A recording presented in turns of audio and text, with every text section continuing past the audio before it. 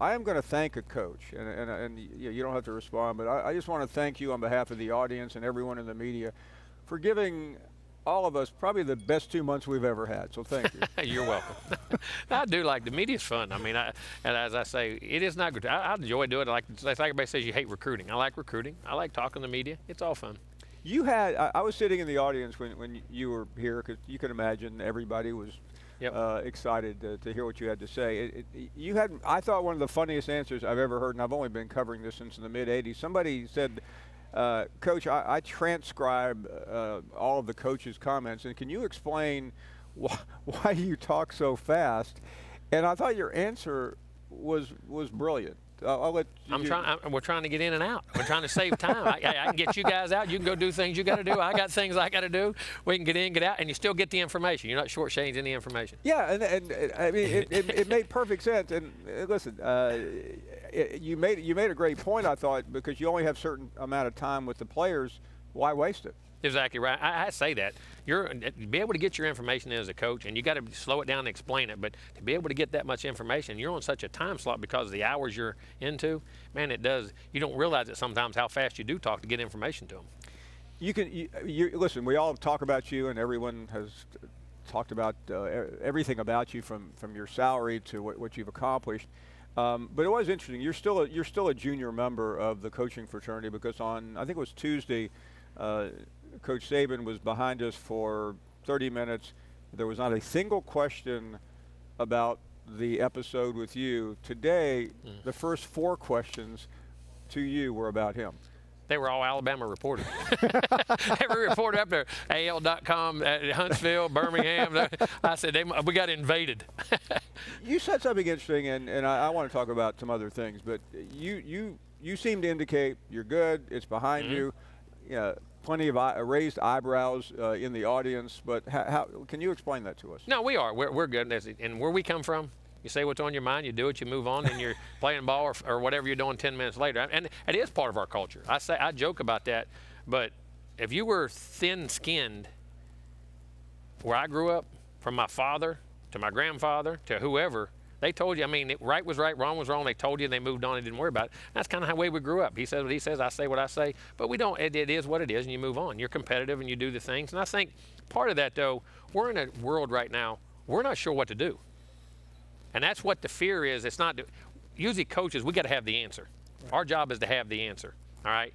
Media's job is to create controversy. That's true. I joke about that, but what I'm saying is we got to have concrete answers, and right now there are none. And that's what scares human nature, is to be scared of what you don't know. And I think that's what's happening with NIL, transfer portal, conference alignment, where you're going, what's going on. And there's never been a time in college football since I've been alive that's had this much change and then this many big time things within football. And I think that's where a lot of this comes from. I had a coach tell me, I think it was Mark Stoops yesterday, that, yeah, I don't know what we're really doing, but we're just simply following whatever the rules are, however they move, that's how we are moving with it. You have to be, because change is inevitable, and you got to do it. But here's the problem with NIL. Every state is different. Right. Some guys can send a written contract. They can have it written out. Other states, like in our state, we can't even bring up, say, Paul, you're an NIL deal. Yes, we can give you. We're not even allowed to have that conversation. Well, all we can say is there's guys on our team have deals. This is what they are. Other than that, you can't even. Now, certain people can have written out deals. So, I mean, as a coach and you're recruiting, you're handicapped or you're not handicapped based on what your rules of your state are. And that's where I think the non-unification of what we're doing starts all the problems. And, I mean, it is confusing. It is complex.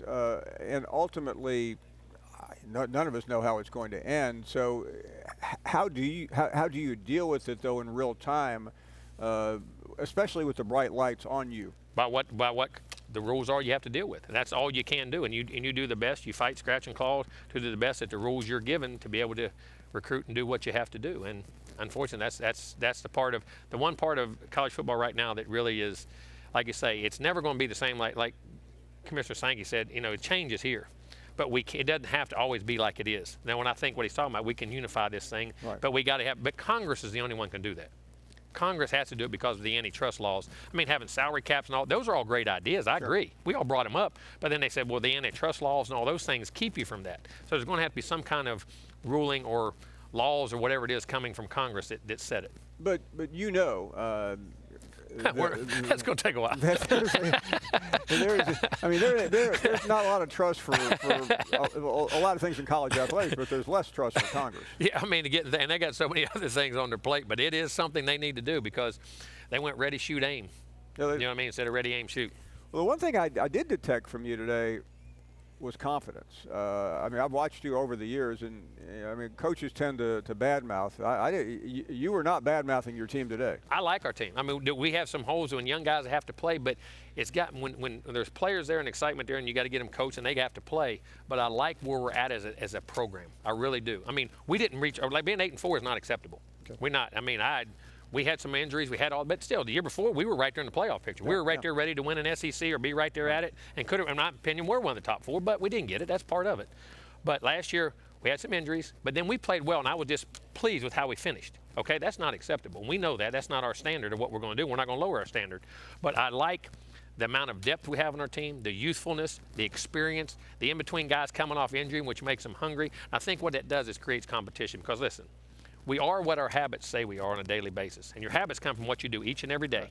And if you slip up now, we have enough talent at every position, somebody could lose a job. And that's where your practices, the great teams I've been on, when I was at FSU or when I was assistant at LSU, those teams were, you had to play every day or somebody took your job. And that creates better players, it creates better fundamentals, it creates everything.